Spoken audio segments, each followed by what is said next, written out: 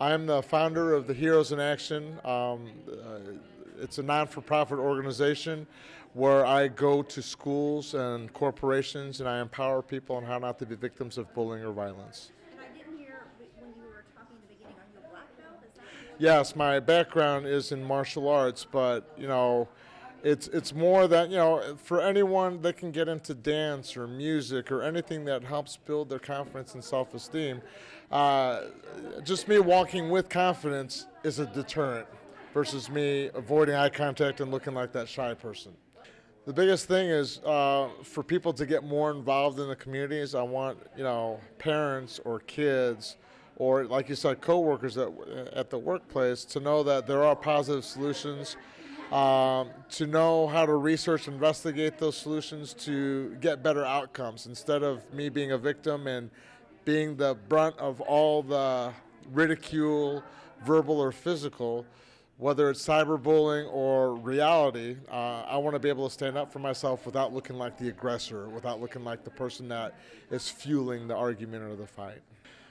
I talk to kids about what martial arts did for me in my life because I was that kid that didn't want to live. I was the victim of bullying and child abuse, and I wanted martial arts gave me the self-esteem and confidence to overcome the problems and the fears that I had so that I could do the types of presentations that I'm doing right now. There was a time where, you could call me a name and I'd be in tears crying, and now it's like, you're not going to faze me. The biggest thing is the definition of bullying. A school's definition of bullying is different from a parent's definition. The parent, this is my baby, this is my child. They're going to be very more protective, and what could be deemed as teasing by the school to a parent is bullying. So it's getting them to come up with a common language about what bullying is, what is that definition, and then the appropriate policies, procedures, and programs to help deal with it so that you're not just helping the victim of bullying, but you're keeping the bystanders, everyone else safe.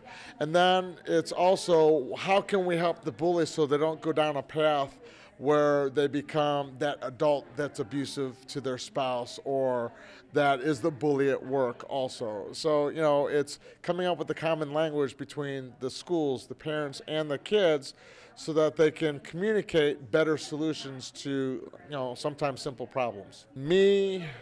That's with that body language. When I step closer and that heart rate goes up and the tone of my voice goes up, that's when it's fueling it or building it up to whatever. By me stepping back and keeping my hands open, my body language is non-threatening, my voice is non-threatening, but I just want to bring attention to the situation.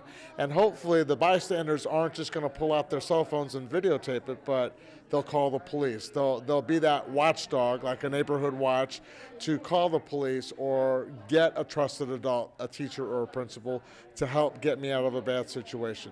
It's that stigma of, are you being a tattletale or a snitch also that they have to work on. The only person that uses the word tattletale or snitch is the bully.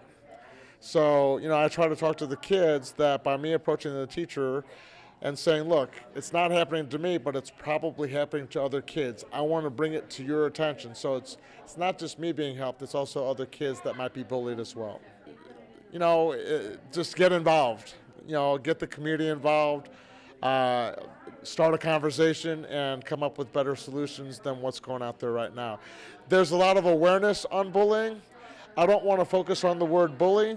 I'd rather focus on the word hero. What does it mean to be a hero for my community, to help our community grow so that people want to start businesses and raise families and make this the school that my kids and their kids always go to because they have that pride.